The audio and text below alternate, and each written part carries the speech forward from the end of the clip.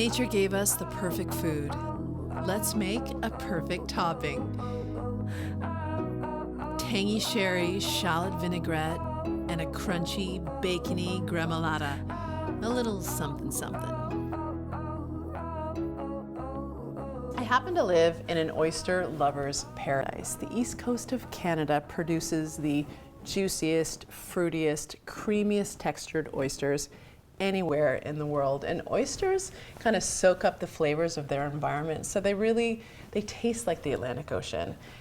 I'm going to start with a brown butter mignonette, and we're also going to do kind of a pancetta gremolata. But first, the butter. Into a warm pan, we're going to let it sizzle a little bit.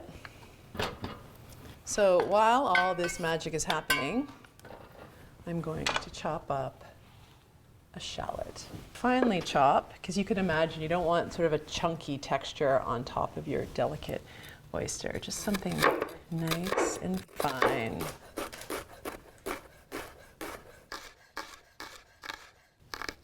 There we go. I'm just going to put a little sprinkle of sugar on top, and that's going to draw out the raw juices and just leave a little sweetness behind.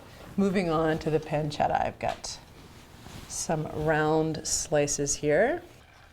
Nice little pieces.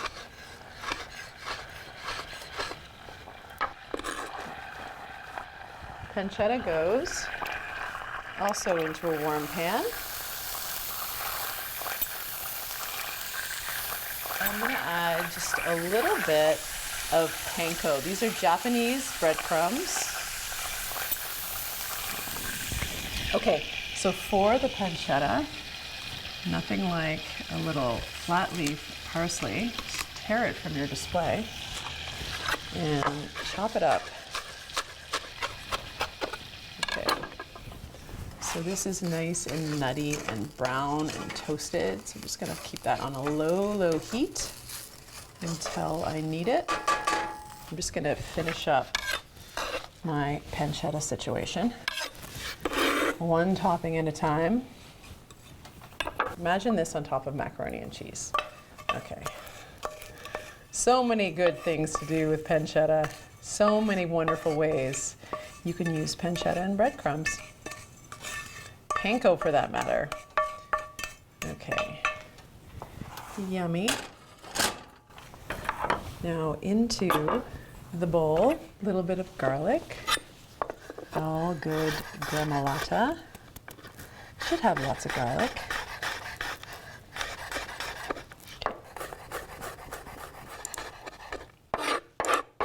So when your garlic is minced, add it to the gremolata. And then, of course, some lemon. Yummy. Okay, let's give that a little stir. Oh, it's so pretty. Just a little bit of oil to hold it all together. And a pinch of salt and pepper. And this is all ready. So we have quite a lot here. You can use this in all sorts of different ways. Back to the brown butter. It's a lovely kind of nutty brown. I'm going to pour it right over the shallots and treat it like an olive oil. And into my little brown butter vinaigrette, I shall add a tiny bit of Dijon, and I have some really special champagne vinegar. All right. It's really just a 2-to-1 ratio with butter to vinegar. And I'm not sure if I've put enough vinegar in, but we'll taste it and see. Okay, some salt and black pepper. So, to shuck an oyster, roll up your towel and just rest the oyster right on this little pillow. And for your hand, cover the top, put a little blanket on this little guy, and then take the ever important oyster shucker, and right here the adductor muscle is just inside, and often there's a nice kind of hole and it's telling you where to wedge the shucker, and just gently twist, and you can hear a little pop. Run the shucker along the side, there we go, and it just pops the whole thing off, and there you go. Inside you have this beautiful oyster just sitting in all of its juices. Okay, so we're going to dig into the Atlantic coast here.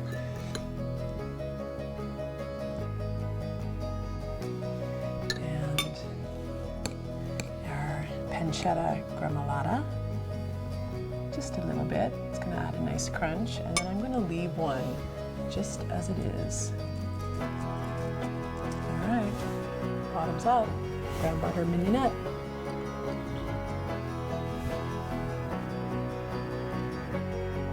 Wow, so yummy.